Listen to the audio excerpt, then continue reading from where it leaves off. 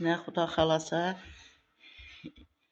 ikinci günkü iftarlıkka yetip geldik. Allah'ım özü kabul kılgay dergahında.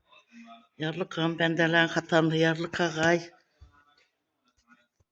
Allah'ım şu tutkan rozasını reklama etiyatır demeyler. Ben şu reklama için emez. Şu rozalarımız kabul bolsun. Yurtumuz satışlık, amallık, tileş için. Misafir yurtta yürüyen oğlu kızlarımız sağdan sağlık, amallık tilep.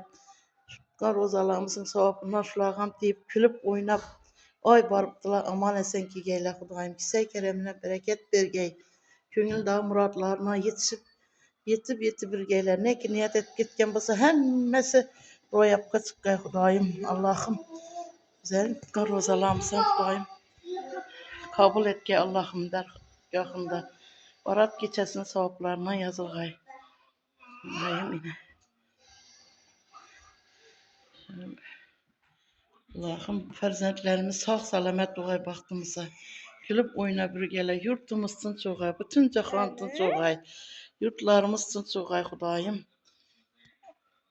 Hemen Allah kullagay, yaratkan kullagay Allah'ım. Bütün rozalarımız kabul bolup yurtumuza Hudayım şiir deryalarımız su köp bolup dikkansılıklığımız mol köl hasıl bergey. Hudayım dikkalarının dikkansılıkına bağların bağırağına, çarva dalların çarvasına bereket bergey. Hemmeni Hudayım şu gözlegen arzu niyetine yetirgey. Hemmemsi Allah'ım. Hemmene senin bereketini bergey. Yaratkan egem Allah'ım.